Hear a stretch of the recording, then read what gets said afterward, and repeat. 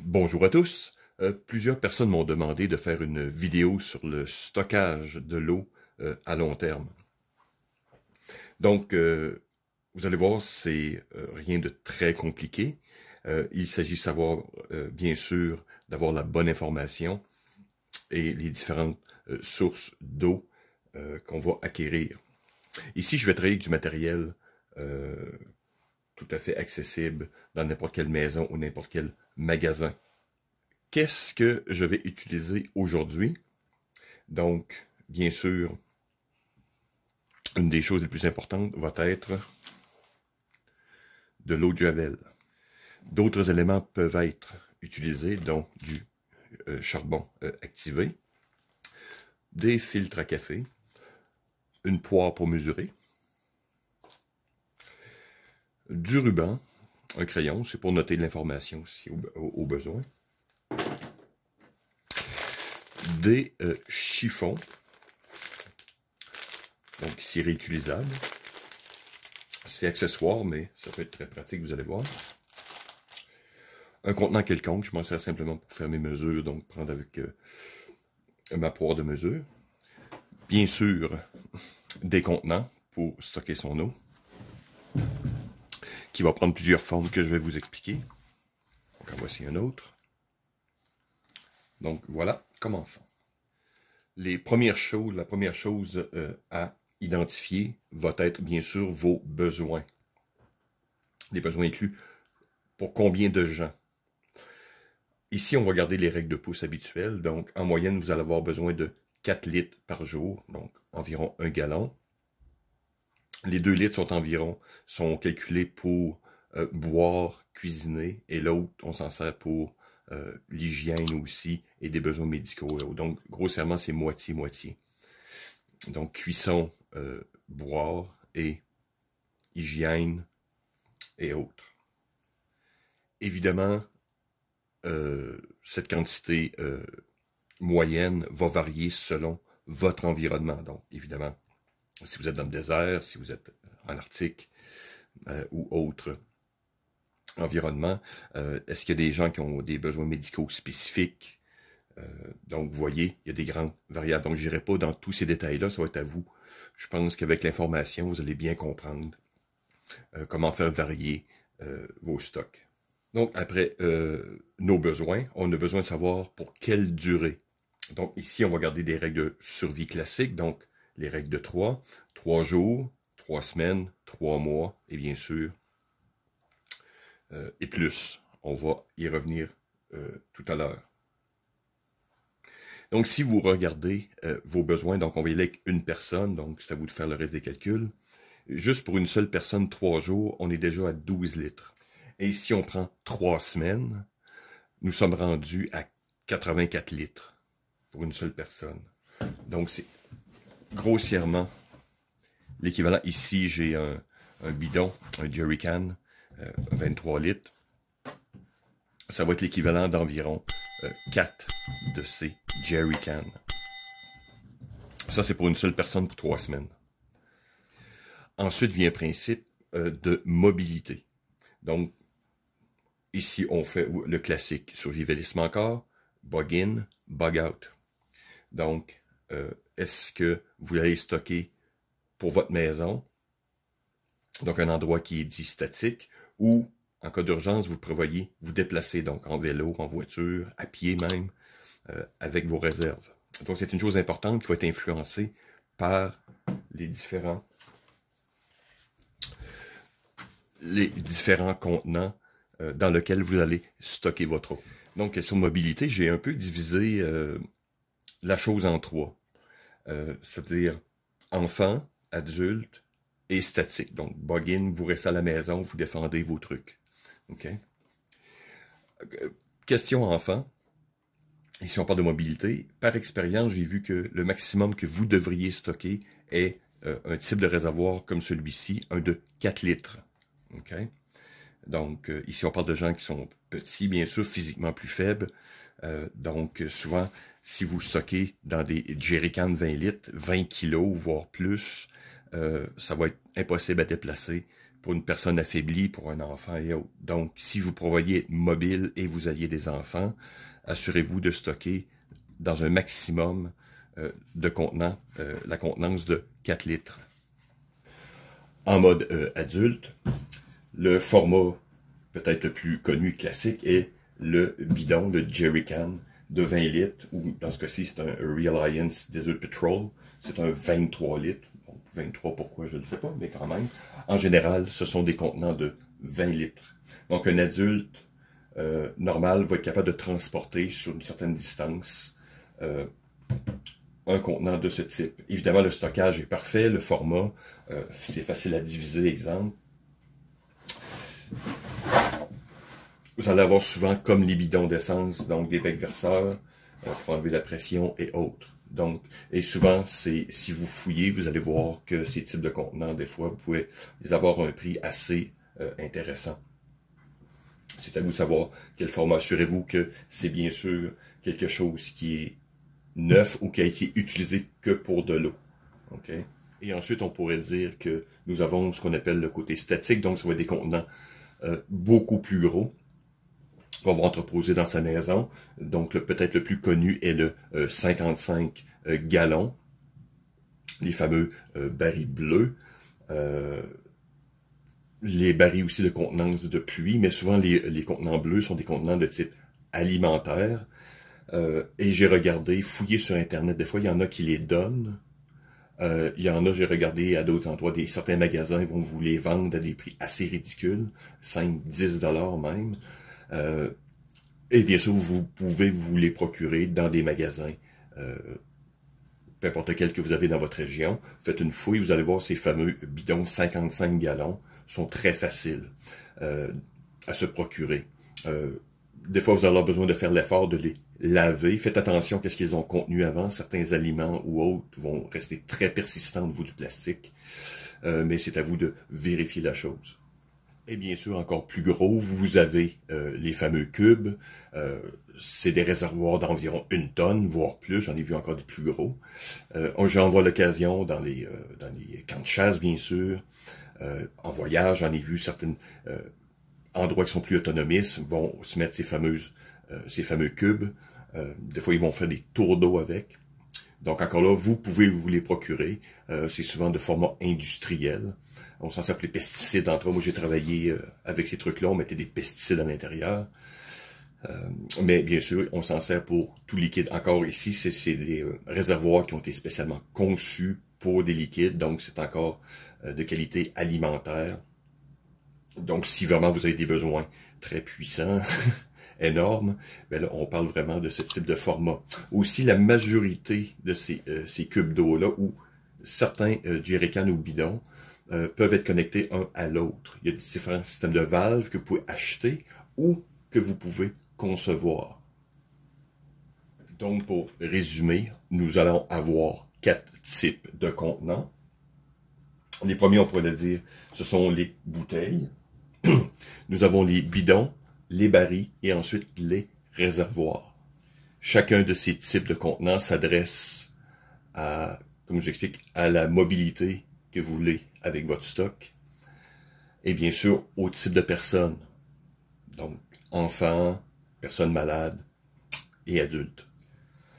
Avant de passer à la prochaine étape, brisons un mythe ou deux. L'eau en bouteille, l'eau du robinet. Bon, vous savez, je suis au Québec, au Canada. Ici, ma qualité d'eau est vraiment excellente. L'eau qui sort du robinet, en général, est d'excellente qualité. Elle est vérifiée pratiquement en continu, on pourrait dire. Souvent, les stocks d'eau que vous retrouvez en bouteille, par exemple, sont vérifiés peut-être aux 3 ans. C'est variable, mais les gens qui disent que l'eau du robinet est moins bonne que l'eau embouteillée, souvent se font arnaquer ou mentir. Donc, n'ayez pas peur. Évidemment, encore là, je comprends que j'ai une auditoire un peu internationale, donc je sais qu'il y a des endroits, c'est de l'eau sulfureuse, c'est de l'eau dure qu'on appelle aussi. Donc, si vous n'êtes pas sûr, on va passer à l'autre étape tantôt pour vous, justement, vous assurer que l'eau que vous allez mettre en stock à long terme, ça soit de l'eau de bonne qualité. L'eau va être aussi bonne que son contenant. Donc, quand vous êtes assuré que la source d'eau est de très bonne qualité, ensuite, ça va être important d'avoir un contenant de qualité. Si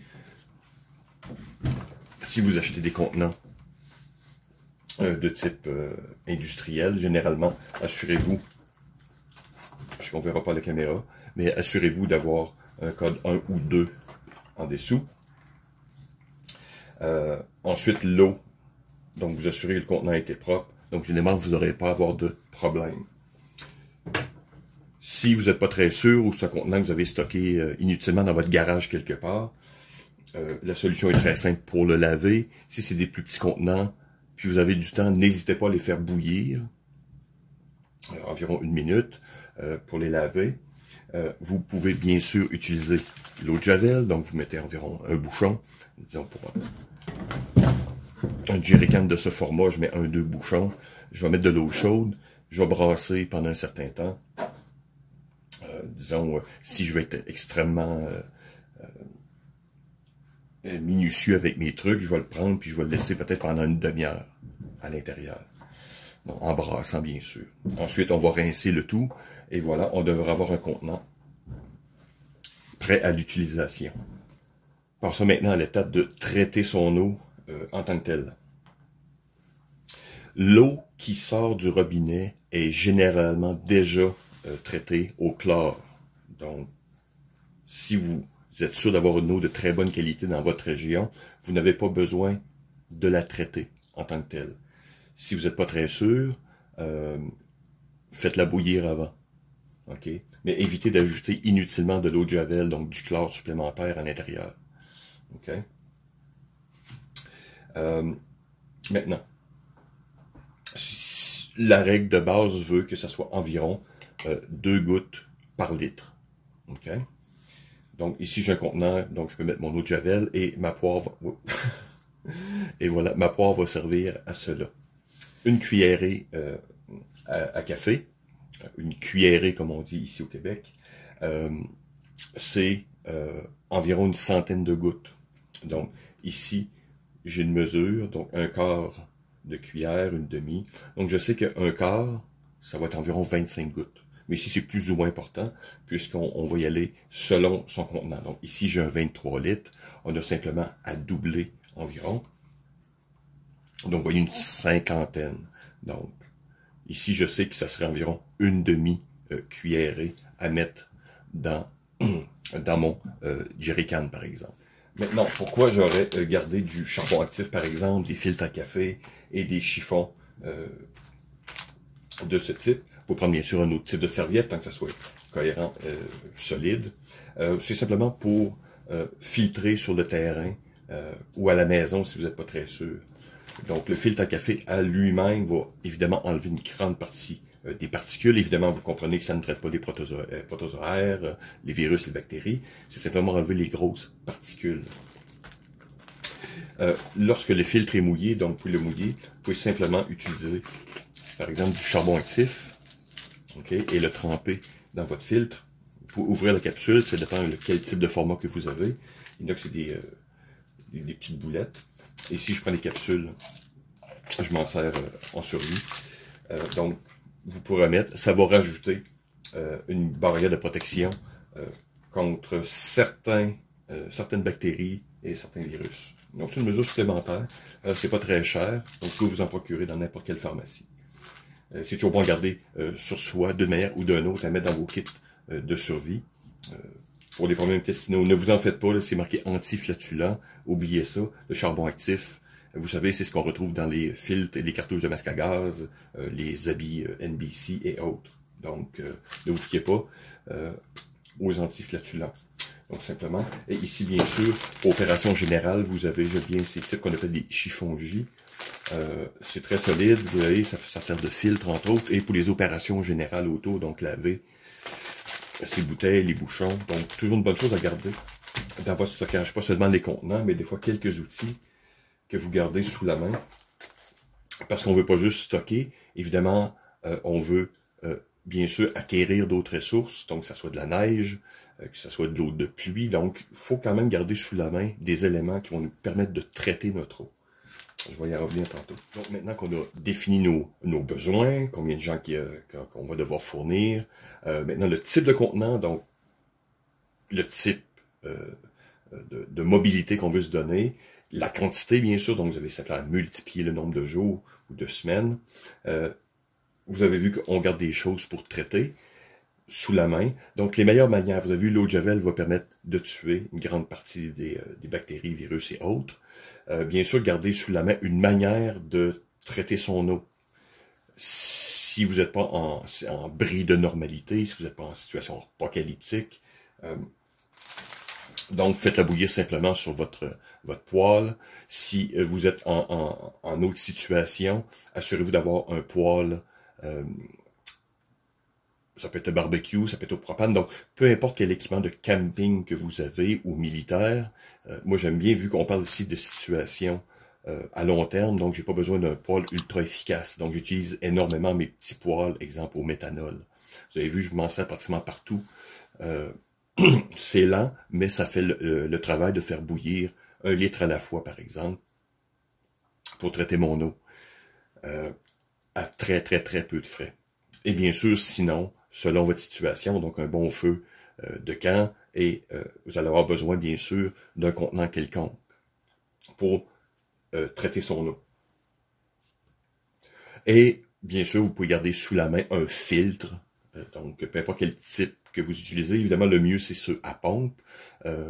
Si vous prenez comme les Live Straw, par exemple, donc vous mettez votre bouche et aspirez, c'est peut-être pas ça qu'on veut. Donc, si on parle d'une production un peu maison ou autre, ça prendrait une forme de filtre à eau avec, évidemment, un tube qui va à la source et l'autre qui va aller dans le contenant. Dernière chose à planifier. Maintenant que vous avez vos contenants, vos trucs, bon, c'est une bonne chose de peut-être se faire une carte ou une référence dans votre matériel ou acquérir des ressources. Donc, ici, on parle, comme j'expliquais tantôt, de la neige, de l'eau de pluie, des plans d'eau. Aussi, les maisons, les appartements contiennent énormément de tuyauteries, les chauffe-eau, par exemple. Il faut faire rapide avec les chauffe-eau, par exemple, pour éviter certains contaminants. Mais vous comprendrez que dans une maison, dans plusieurs habitations, il y a énormément d'eau, même après une situation catastrophique, va être prise dans ces tuyaux. Donc, faites-vous une petite liste, une carte à la limite que vous allez laisser, exemple dans une petite boîte, avec votre matériel, pour stocker votre eau à long terme et pour vérifier aussi. Mettez-vous une petite carte, donc ça vous permet d'avoir votre stock à la maison.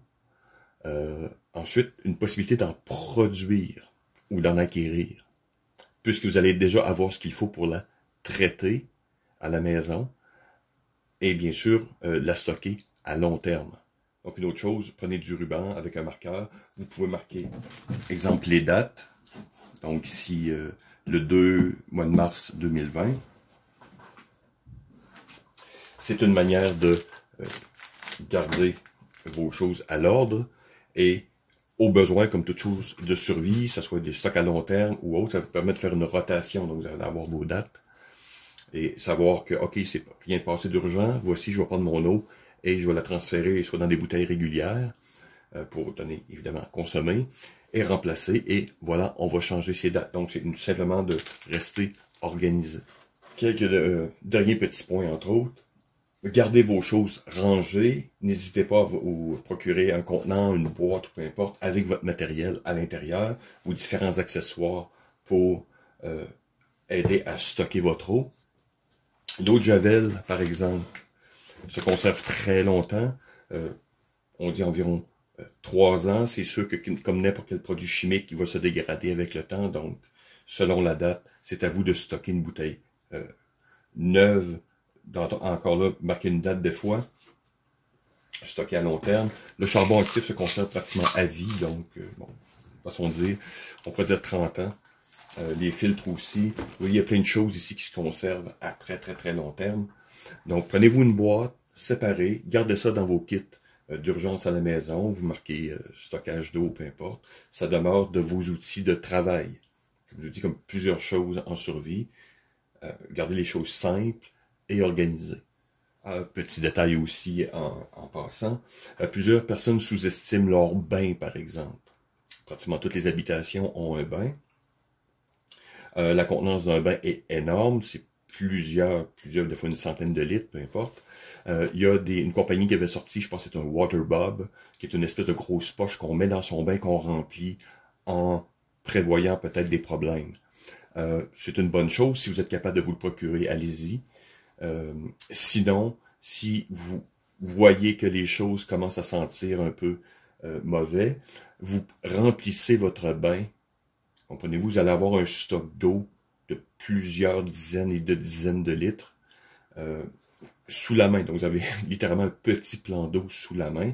Évidemment, selon la propreté de votre chambre de bain, vous allez simplement la traiter comme n'importe quoi parce que vous allez avoir déjà tout sous la main pour travailler. Donc, restez créatif, comme je vous ai dit. Il y a plusieurs manières d'acquérir énormément d'eau sans trop d'efforts. Dernier point en terminant, n'hésitez pas à garder des contenants individuels pour chacun des membres qui va dépendre de votre stock d'eau. Ça va permettre une meilleure gestion et réduire les abus, bien sûr. Vous comprenez que si quelqu'un va directement dans votre réserve d'eau, va boire, ça va potentiellement créer des problèmes. Alors, merci de m'avoir écouté. J'espère que vous avez trouvé cette petite vidéo intéressante. Donc, j'attends vos commentaires. N'oubliez pas de envoyer un petit like et vous abonner. Et on se dit à la prochaine.